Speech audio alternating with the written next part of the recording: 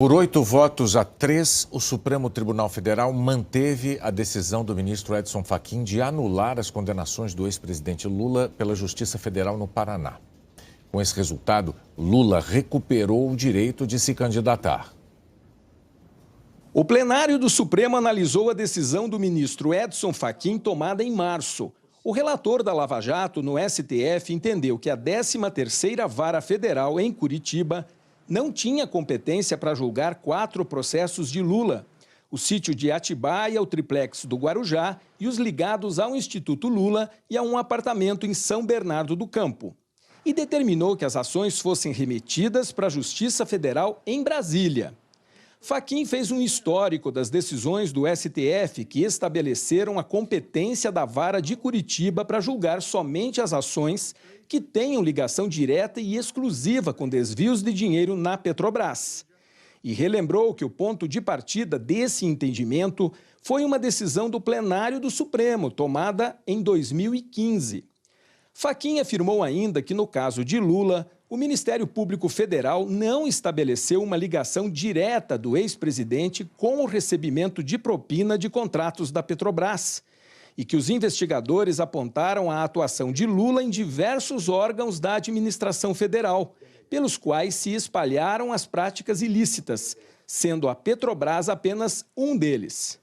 Por isso, segundo o ministro, Lula teria que receber o mesmo tratamento dos outros suspeitos que tiveram as investigações retiradas de Curitiba nos casos em que a relação direta não era apenas com a Petrobras. E, por fim, votou contra o recurso da Procuradoria-Geral da República, que pediu a permanência das 4 ações no Paraná. Portanto, casos idênticos ou semelhantes impõem decisões idênticas ou similares.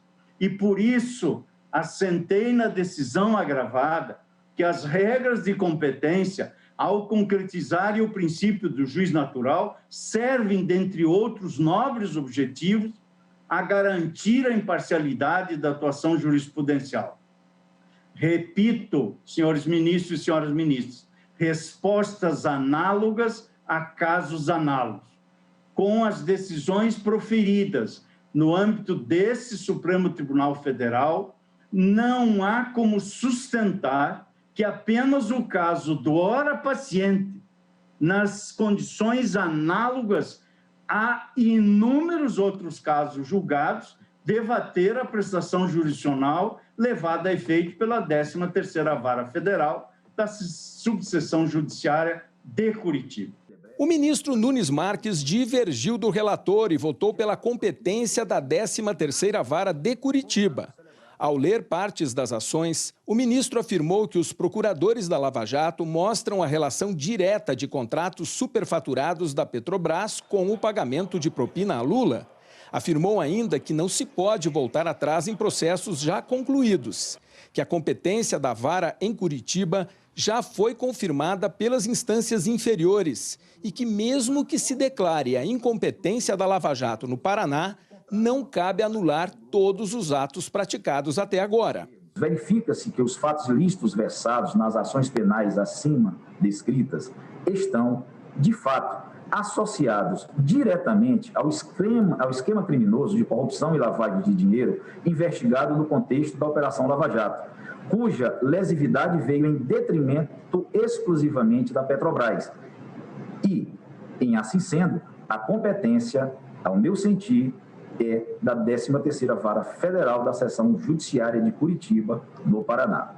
O ministro Alexandre de Moraes concordou com Fachin sobre a incompetência da Lava Jato no Paraná. Afirmou que o Ministério Público não conseguiu comprovar uma relação direta das ações contra o ex-presidente Lula com contratos fraudulentos da Petrobras. Segundo Alexandre, o que ocorreu foi uma ligação genérica entre o pagamento de propina com o esquema fraudulento na Petrobras. Mas, ao contrário de Fachin, que determinou o envio das ações para o Distrito Federal, Alexandre de Moraes considerou que os casos precisam ser enviados para a Justiça Federal de São Paulo, onde os crimes teriam ocorrido. Não há nenhuma relação, a meu ver, com o Distrito Federal. Ah, mas é o presidente da República, que é o réu. Mas não existe prerrogativa de foro de primeira instância territorial. Os casos todos, e aqui a competência me parece ser territorial, os casos todos ocorreram em São Paulo. A ministra Rosa Weber também declarou a incompetência da 13ª Vara Federal de Curitiba para julgar os processos de Lula. Rosa Weber afirmou que não é possível afirmar que a chamada conta da propina para o ex-presidente teria sido abastecida apenas por recursos desviados da Petrobras. O argumento trazido pela Procuradoria-Geral da República de que os valores ilícitos dos quais se teria beneficiado o paciente seriam provenientes de alegada conta corrente geral de propinas, aspas, mantida pelo Grupo OAS e destinada aos agentes do Partido dos Trabalhadores, não é suficiente a comprovar esta ligação. Não há elemento robusto a indicar ter sido ela abastecida exclusivamente com desvios de recurso da Petrobras S.A. O ministro Dias Toffoli também acompanhou o relator pela incompetência da Vara de Curitiba e disse que está aberto a discutir para onde devem ir as 4 ações contra o ex-presidente Lula. Ricardo Lewandowski, Gilmar Mendes, Carmen Lúcia e Luiz Barroso seguiram o relator Edson Fachin e votaram pela incompetência da Vara de Curitiba. Em seu voto, Barroso ressaltou que a anulação é somente para essas 4 ações do ex-presidente Lula e não vale para os outros processos da Lava Jato. Nas ocasiões em que essa matéria, presidente, esteve no plenário, eu me posicionei, e todos sabem, pela existência de conexão probatória. E a minha posição não prevaleceu, de modo que eu entenderia, como linha de princípio, até porque a conexão probatória deve ser verificada, eu penso que caso a caso, de modo que imagino que esta decisão não significa necessariamente uma repercussão sistêmica, mas acho que é uma questão pontual na avaliação do relator. O ministro Marco Aurélio seguiu o voto divergente do ministro Nunes Marques. O decano da corte lembrou que os casos tramitaram em várias instâncias da justiça e que o habeas corpus da defesa não é instrumento jurídico adequado para tratar a questão, pois não dá o direito à defesa dos procuradores e não permite a análise de fatos e provas. Marco Aurélio afirmou ainda que anular as decisões da 13ª Vara de Curitiba sobre a Lava Jato é decepcionar a sociedade. Disse que alguma coisa está errada. De repente, se dá o dito pelo não dito. Insubsistentes as 4 condenações e volta-se a estaca zero. A perplexidade da população, da sociedade, passa a ser enorme. E se volta a estaca zero, vou repetir, julgando-se ações em que não se tem propriamente um contraditório com a atuação, repito, do Estado acusador, o desgaste institucional do Poder Judiciário é enorme. O último a votar foi o presidente do STF, Luiz Fux. Ele acompanhou Nunes Marques para manter as ações em Curitiba.